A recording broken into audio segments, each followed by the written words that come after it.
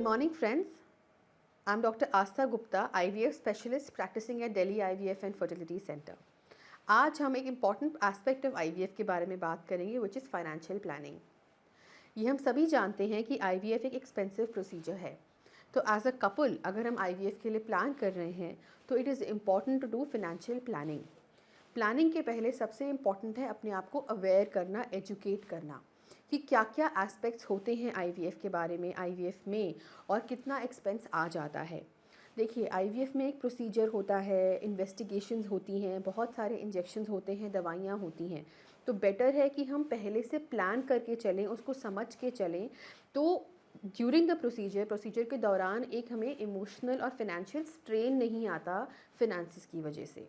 तो आजकल बहुत सारी इवन इंश्योरेंस या फिनेंशियल प्लानिंग की कंपनीज़ हैं और सारे अच्छे सेंटर्स आपको फिनेंशियल काउंसलिंग भी प्रोवाइड कराते हैं, जिससे कि हमें एक आइडिया लगता है, हमें समझ आती है और मिलके हमें ये भी समझ आता है कि कहाँ पे हम अपना जो हमारे फंड्स हैं उनको ऐसे एफिशिएंटली इन्वेस्ट करें कि हमें अपने फंड्स का मैक्सिमम आउटपुट भी मिले।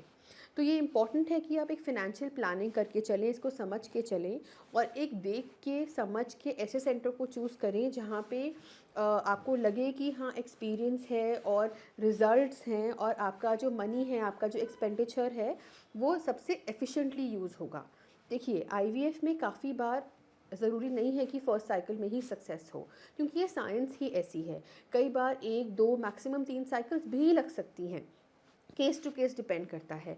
तो इस चीज़ को एक वेल अवेयर इंसान की तरह समझ के, इसको परख के और फिर ही आगे बढ़ने में समझदारी है।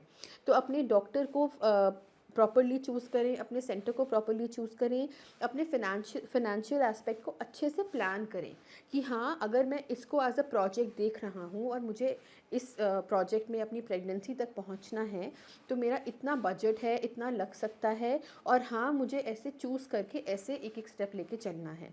इससे अगर हम ऐसे करते हैं तो हम मेंटली बहुत रिलैक्स रहते हैं और ओवरऑल बहुत प्लान्ड रहते हैं, और इससे हमारे सक्सेस रिजल्ट्स में भी फ़र्क आता है।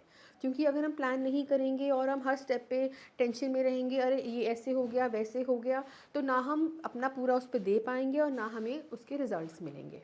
तो ये इंपॉर्टेंट एस्पेक्ट है कि हम फिनेंशियली समझ के चलें, प्लान करके चलें, उसके लिए हेल्प लें और हमारी जो ड्रीम है ऑफ पेरेंटहुड उसके टूवर्ड्स हम मूव करें। All the best.